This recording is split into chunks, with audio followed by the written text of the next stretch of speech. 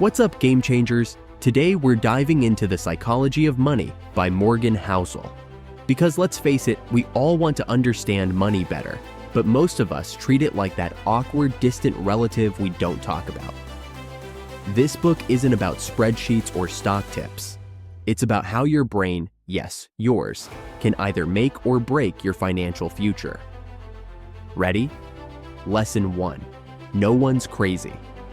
First up, no one's crazy. You think your friend is nuts for keeping all their money in cash under the mattress? Guess what? They're just a product of their past. If they lived through a recession or saw their parents lose everything, that mattress bank is their idea of safety.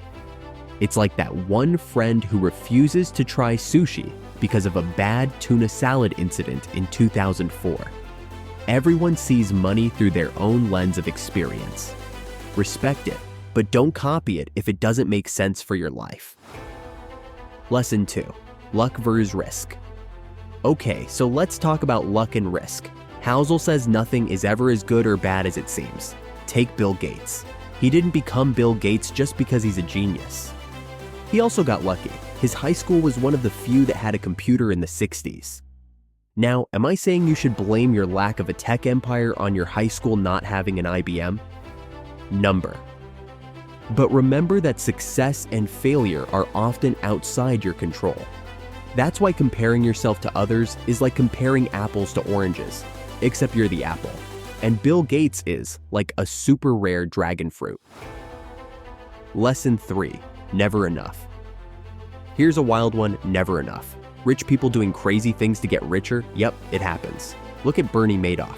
Dude had everything, money, power, and yachts for days. But he blew it all because he couldn't stop moving the goalpost. It's like playing Mario Kart and still going for coins after you've crossed the finish line. Lesson: know you're enough. Don't risk what you need for something you don't. Lesson 4. The power of compounding. Confounding compounding is next. And trust me, this is the one that'll blow your mind. Warren Buffett didn't become a bajillionaire because he made good investments. It's because he started investing when dinosaurs were still roaming. Fun fact, 99% of Buffett's net worth came after his 50th birthday. Compounding is the secret sauce of wealth building. It's like planting a tree, watering it, and then letting it grow into a forest. Except most of us chop it down after a year because we're impatient. Lesson 5. Getting wealthy versus staying wealthy. Another gem. Getting wealthy is not the same as staying wealthy. Building wealth? That's about making smart moves. Keeping wealth? That's about survival. It's like playing Jenga. Stacking blocks is one thing, but keeping the tower from toppling? That's where the real game begins. The takeaway? Avoid dumb mistakes and give your investments time to grow. Lesson 6. Wealth is what you don't see. Let's bust a myth with wealth is what you don't see. When you see someone with a fancy car or a $2,000 jacket, you think, wow, they're rich. Nah, fam. They're spending rich, not saving rich. Real wealth is hidden. It's not the flashy new iPhone, it's the money sitting in your investment account earning compound interest. If wealth were a superpower, it'd be invisibility. Cool, right? Lesson 7. Freedom is the ultimate goal. Here's the real mic drop: freedom. Housel says, controlling your time is the highest form of wealth. Imagine waking up and saying, I can do whatever I want today. No boss breathing down your neck. No paycheck to paycheck stress. That's what real wealth buys you: freedom. And no, you don't need to be a millionaire to have it. Start small, save, invest, and give yourself options. Lesson 8. The man in the car. Paradox. The man in the car paradox is next, and this one's gonna sting. You buy a fancy car thinking people will admire you, but here's the kicker. They don't care about you. They care about themselves. They see your car and think, man, I wish I could have that.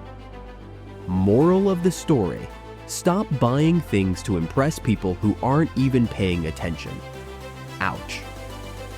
Lesson 9. Save money like it's a superpower. Save money.